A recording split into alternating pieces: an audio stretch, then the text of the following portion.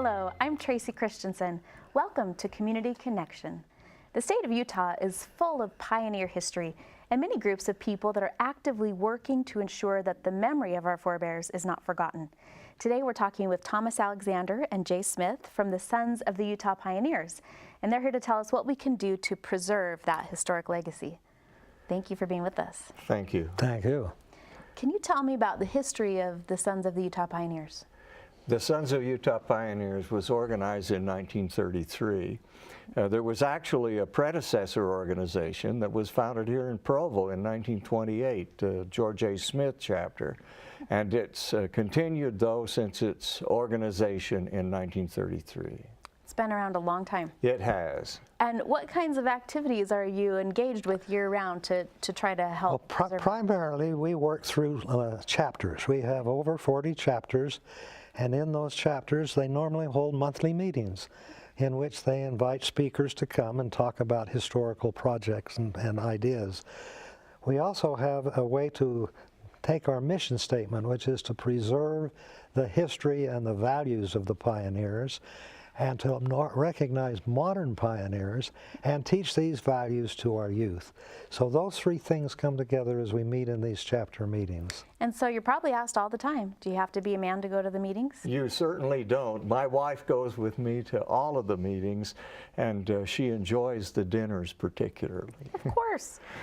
And do you have to have pioneer heritage to participate? In fact, one of the presidents of our chapter was from Pennsylvania. He had absolutely no pioneer heritage, and yet it was something that he was interested in. And that's all that's necessary, is that you have an interest in Utah history. And why do you feel it's so important to share with the youth, like you were talking about our pioneer heritage and some of those stories? It's so important for them to know their roots, where they came from, and to know that those values which were used by our pioneer ancestors of courage and faith and loyalty to God and country, that those are values that carry on today.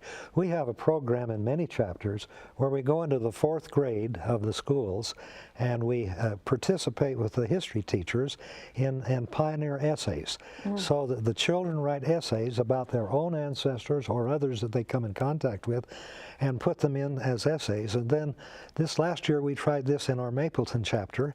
I'm the president of the Maple Mountain chapter in addition to being treasurer. That's where I used to live for many years.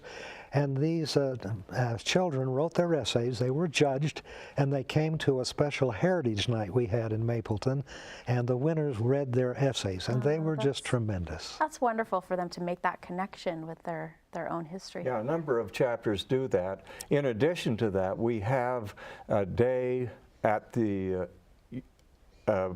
This is the place. This is the place Heritage Park, and we bring our children to that, and that helps a lot in linking with pioneer heritage. And of course, the children are invited to come to other activities.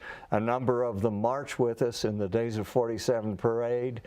They come to the sunrise service, and we try to involve them as much as possible. So it's not just an old guy thing. Not just an old guy, even though we're old guys. We're working really hard to encourage the younger ones to come and join. Yeah. We started a new what we call Family and Friends program, where the annual dues are 50%, actually up to age 56, where we're encouraging them to become members and receive this wonderful Pioneer magazine, which comes out quarterly, one of the outstanding magazines that I think comes out about pioneer history. Well, thank you so much for telling us more about it. And where can people go to learn more about the Sons of Utah Pioneers online? They can go to our website, sup1847.com. 1847. Well, thank you so much for being here today. Thank you. Thanks. To find out more about the Sons of Utah Pioneers or other organizations featured on our program, please visit KBYU11.org. We look forward to seeing you next time on Community Connection.